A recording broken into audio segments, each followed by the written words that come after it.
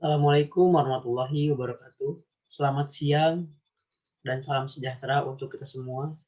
Perkenalkan, nama saya Nurfala Islam dari Prodi Pendidikan Guru Sekolah Dasar kelas SD 19A semester 4 Universitas Nusa Sukabumi. Di sini saya akan menjelaskan tentang aplikasi atau pengaplikasian uji T, uji F, dan uji R atau koefisien pada sebuah SPSS dalam mata kuliah Statistika Penelitian Pendidikan. Nah, tanpa menunggu lama lagi, mari kita saksikan video berikut ini.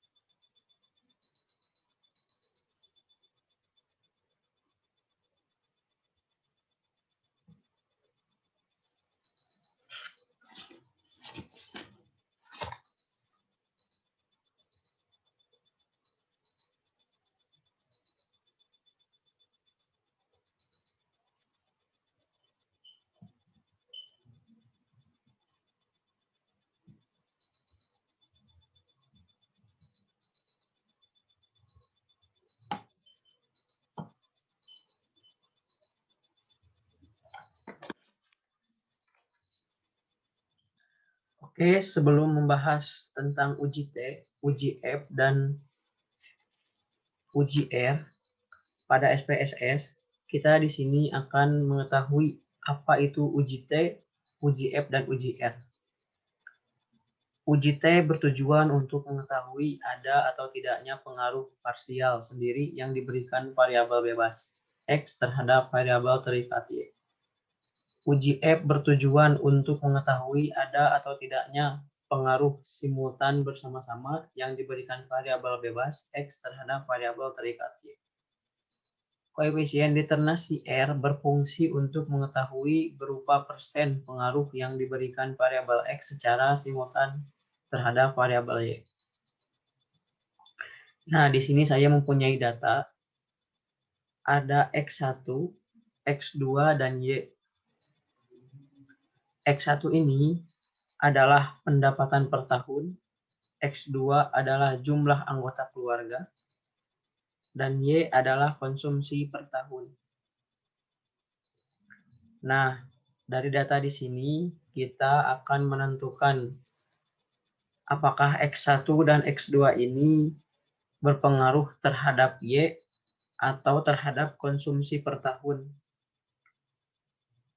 Nah, di sini tentunya kita akan menarik 3 kesimpulan hipotesis, di mana diantaranya yaitu H1 adalah yang pertama, H1 adalah terdapat pengaruh pendapatan per tahun X1 terhadap konsumsi per tahun.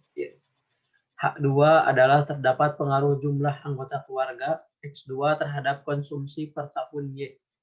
H3 adalah terdapat pengaruh pendapatan per tahun X1 dan jumlah anggota keluarga X2 secara simultan terhadap konsumsi per tahun Y.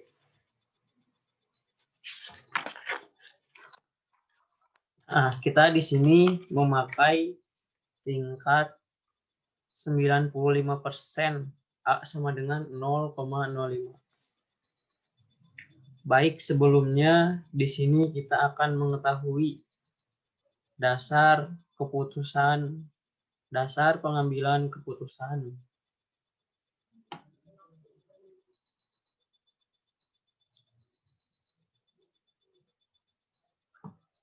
Yang pertama ada uji T.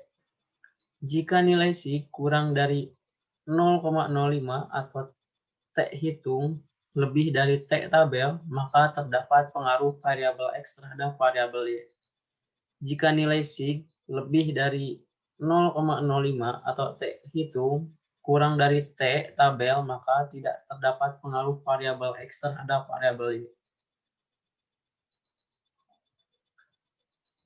Nah, kita di sini akan akan terlebih dahulu menghitung tabelnya. Untuk menghitung tabel di sini ada A dibagi 2. A-nya yang ini yang 0,5. Dan N-nya itu adalah banyak datanya. Kalau tadi di sini saya ada banyak datanya, 5 data. Terus K di sini adalah banyaknya variabel X. Tadi banyaknya variabel X yang saya punya adalah X1 dan X2. Lanjut di sini dikurangi 1. Nah, kita operasikan A dibagi 0,25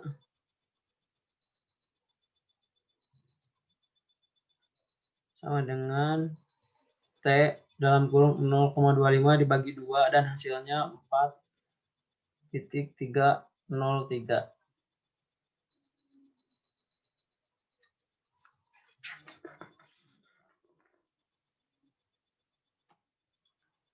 Uji F.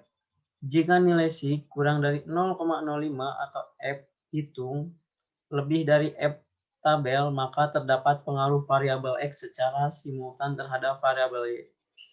Jika nilai C lebih dari 0,05 atau F hitung kurang dari F, maka tidak terdapat pengaruh variabel X secara simultan terhadap variabel Y. F tabel sama dengan F dalam kurung K dibagi N dikurang K. Sama dengan F dalam kurung 2 dibagi 3 sama dengan 9,55.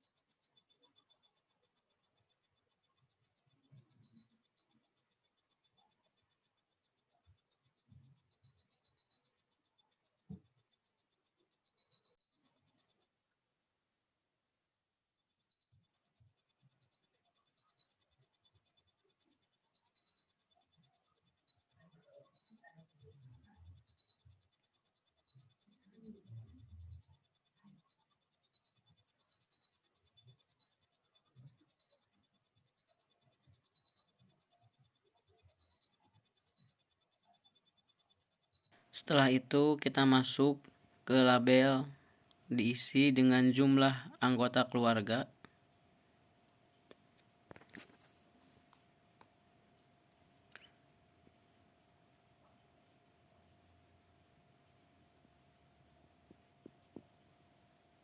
Tabel X2 diisi dengan pendapatan atau sesuai dengan pendapatan per tahun, yaitu 6,3 sesuai dengan tabel yang kita isi di Excel.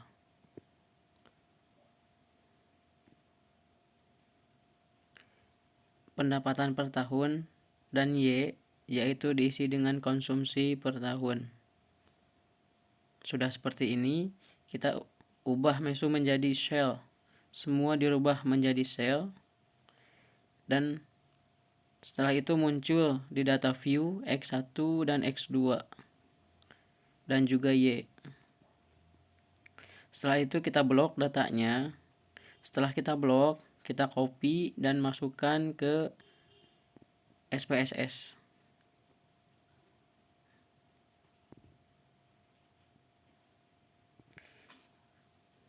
Di kolom X1 dan X2 dan juga Y, kita paste, kemudian akan muncul hasilnya. Kemudian kita masuk ke regression. ke konsumsi per tahun, atau kemudian akan muncul klik OK dan tampilannya akan seperti ini. Setelah ini bisa langsung kita copy ke Word, ANOVA, dan juga koefisien modern summary, dan hasilnya akan seperti ini.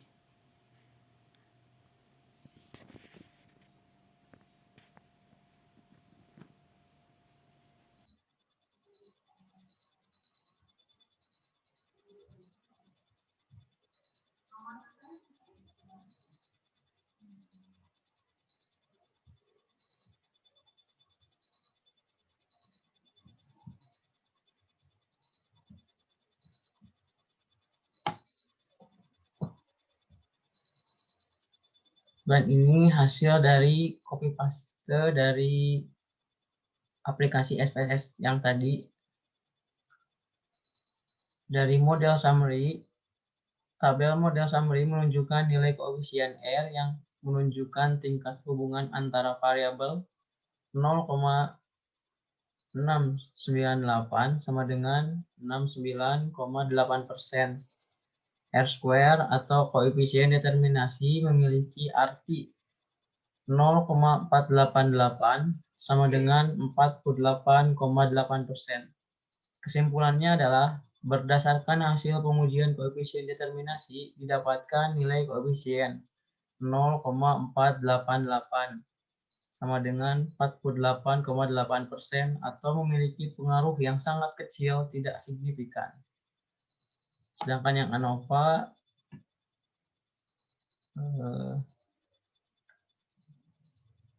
HO model linear antara variabel X terhadap variabel Y tidak signifikan. H1 adalah model linear antara variabel X terhadap variabel Y signifikan. Perbandingan sig dengan A sama dengan 0,05, signifikan sama dengan 0,05 dengan 5%. Sig kurang dari A 0,05, maka HO ditolak. Sig lebih dari A 0,05, maka HO diterima. Kesimpulannya, karena nilai sig adalah 0,512 lebih dari 0,5 sehingga HO diterima, yang artinya variabel X terhadap variabel Y tidak berpengaruh signifikan. Koefisiennya, nilai signifikan sig pendapatan per tahun sebesar 0,304 kurang lebih probabilitas 0,05 sehingga dapat disimpulkan bahwa HO diterima, yang artinya bahwa tidak ada pengaruh signifikan dari pendapatan per tahun X terhadap konsumsi per tahun Y. Nilai signifikan sig jumlah anggota keluarga besar 0,548 kurang lebih probabilitas 0,05 sehingga dapat disimpulkan bahwa HO diterima, yang artinya bahwa tidak ada pengaruh signifikan dari jumlah anggota keluarga X terhadap konsumsi per tahun Y.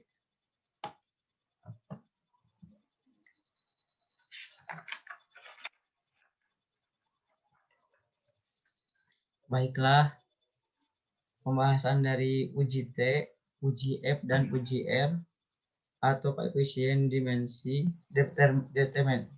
determinasi. Semoga apa yang disampaikan dapat dipahami, kurang lebihnya mohon maaf. Assalamualaikum warahmatullahi wabarakatuh.